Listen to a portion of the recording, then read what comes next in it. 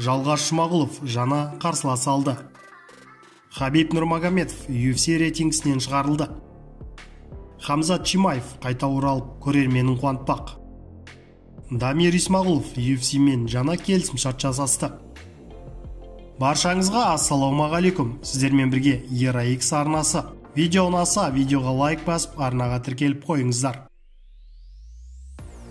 Қазақстандық файтер Жалғас Жұмағұлов UFC-дегі келесі жекпе-жегі туралы мәлімдеме жасады. Бұл туралы Жұмағұлов Instagram желісіндегі жеке парақшасында мәлімдеді. Қарсылас бар, уақыт белгілі, тынбай дайындалу қана қалды деп жазды ол. Айта кетейік, Жалғас UFC-дегі соңғы жекпе-жегін 24 қаңтарда өткізіп, швед спортшысы Амир Альбазиге есе жіберді. Алдағы жекпе-жегінде егер жеңіліс тапса, UFC-мен қош айтысуы мүмкін. Бұл жекпе-жек Жұмағұлов өзін дәлелдеп, мықты екенін көрсетуге үлкен мүмкіндік. Өткен аптада октагонға қайта шықпайтынын ресми растаған ресейлік UFC файтері Хабиб Нурмагомедов промоушеннің барлық рейтингісінен шығарылды. Қазіргі таңда салмақ дәрежесінен тыс рейтингте Джон Джонс көш бастап тұр. Екінші орында жартылай орта салмақтағы чемпион Камару Усман жайғасқан. Үздік үштікті ауыр салмақтағы Стипе Миоч түйіндеп тұр. Жеңіл салмақтағы чемпиондық белбеу қазір вакантты.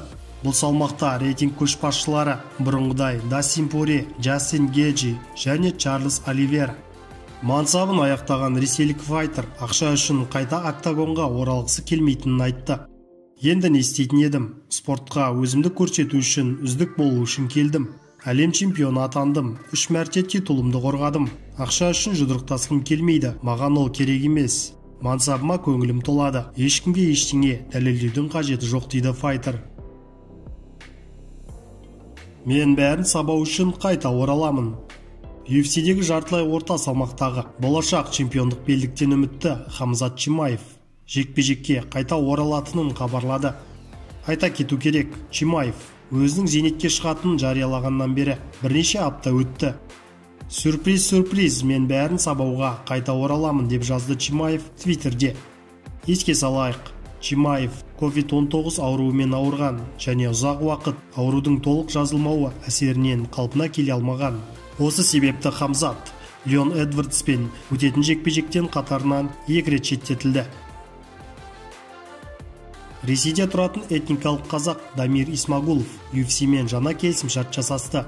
Бұл туралы спортшының менеджері Саят Абдрахманов мәлімдеді. Ресейлік файтердің UFC-мен жаңа келісім шарты 4 жекпе-жекке есептелген. Айта кетейік, Исмағұлов UFC-дегі дебютын 2018 жылы желтоқсанда өткізді. Содан бері америкалық промоушен туы астында 3 жекпе-жек өткізіп, бәрінде жеңіске жетті.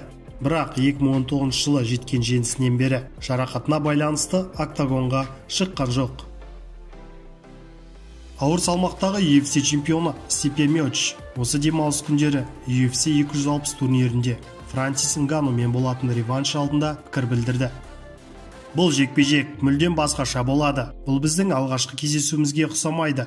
Содан бері Нгану жақсарды, бірақ мен де бұрынғыдан мықтырақ болдым. Мен жекпе-жекті бір жақты етіп өткізуді мақсат етемін және оны нокаутқа жібергім келеді. Бірақ ол жігіттің өте ауыр соққысы бар екенін бәрі біледі. Сондықтан жекпе-жекте бәрі болуы мүмкін. Нокаутқа жіберуге барымды саламын. Бастысы жеңіс дейді Стипе Миоч.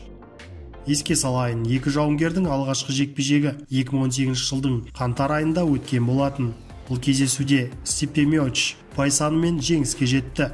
Дегенмен де ол кездесуде көпшілік Нгануды фаворит деп санады.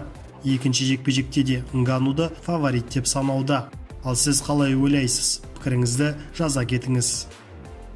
Сіздермен бірге болған ERA-X арнасы. Келесі кездескенше